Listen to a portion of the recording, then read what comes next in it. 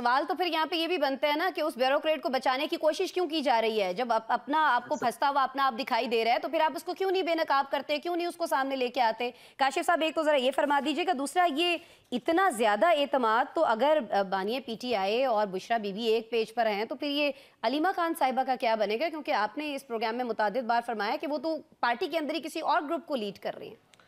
देखिए, सबसे पहले तो मैं आपको बताऊं कि मेरे दोनों मोहतरम अहबाब जो है वो उस ब्यूरोक्रेट का नाम नहीं बता रहे, इशारे किनारे में सारी बातें कर रहे हैं। नहीं बता रहे, खुल के बताएं सर, क्या फर्क पड़ता है। नंबर 2, आप बता देना। हजूर मैंने तो कहा कि अली जफर साहब जो वकील बानी तहरीक इंसाफ है, सेनेट में पीटीए के रिप्रेजेंटेशन कर रहे हैं, उनके वो रिश्तेदार हैं। अब इससे आगे तो नाम ले दे। अच्छा, दूसरी बात देखिए, जो बात बुशरा बीबी की है, बुशरा बीबी के ऊपर ट्रस्ट डेफिसिट था, बात तलाक तक गई थी, मैं बार बार रिपीट कर रहा हूं। नंबर 2, जिस वक्त पॉलिटिकली चीजों को मनूवर किया जाता है ना, तो ट्रस्ट कैसे बनाया जाता है? ट्रस्ट ऐसे बनाया जाता है कि जिसके ऊपर आपको ज्यादा टेंशन हो उसको आप थोड़ा सा रगड़ा लगाते हैं और आप कहते हैं जी जाए जाके, ताकि ट्रस्ट मजीद इंश्योर हो।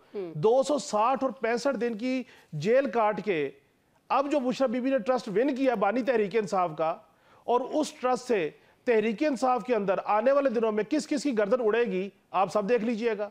और अभी कल ही की बात है, मैंने कल आपके शो में कहा कि बुशरा बीबी का ग्रुप बन गया है। उस ग्रुप में मोहन सलाई भी है, जुल्फी बुखारी भी है, अली बिन गंडापुर भी है, मुराद सईद भी है।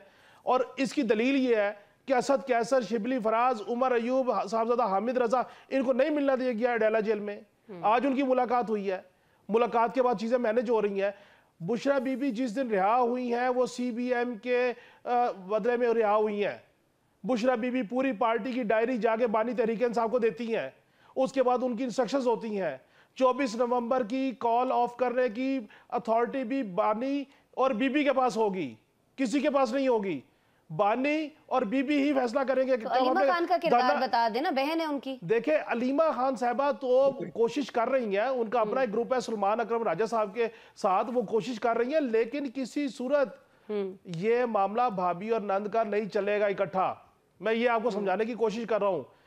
बीबी साहिबा का ट्रस्ट इमरान खान साहब पे 2000 गुना बढ़ गया। वो कहते हैं कि मेरे साथ उसे जेल काटी है। जो बात आगा साहब कह रहे हैं कि बरियत केस नीचे हार जाए और ऊपर जाके जीत जाए, हजूर केस नीचे तोशाखाना 2 में हारे, फर्ज कर ले 2 साल 4 साल 1 महीना सजा हो गई, बीबी फिर अंदर, बीबी साहिबा अंदर हो, जमानत में फिर 2 महीने लग जाए, तो पार्टी कैसे चलानी है?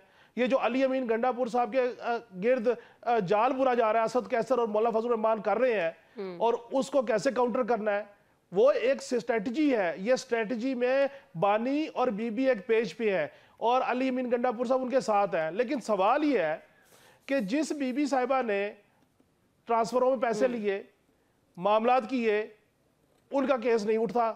फराह गोगी का कहीं नामो निशान नहीं है। सिर्फ वही केस जो है वो चल रहे हैं जिसमें बानी और बीबी को सजा हो सकती है। 190 मिलियन पाउंड में 6 आपने दायमी इश्तिहारी निकाल दिए, मलक रियाज को, शहजाद अकबर को, उसको सबको, वो बाहर है। ठीक है, सजा होगी तो इन दोनों को होगी। सो अब जो कोशिश हो रही है कि बीबी साहिबा से जो सीबीएम चल रही थी उस सीबीएम को आगे लेके चले और ग्रेजुअली रिहाई का रास्ता बनाया जाए, केसेस को यहीं पे रोका जाए। अदरवाइज ये मामला और आगे लिंगर ऑन होगा। हुकूमत अपने पत्ते पूरे कर चुकी। हुकूमत ने जो कानून साजी करानी थी करवा ली, जो तोसी देनी थी दे दी, जो जजेस लाने थे ले आए।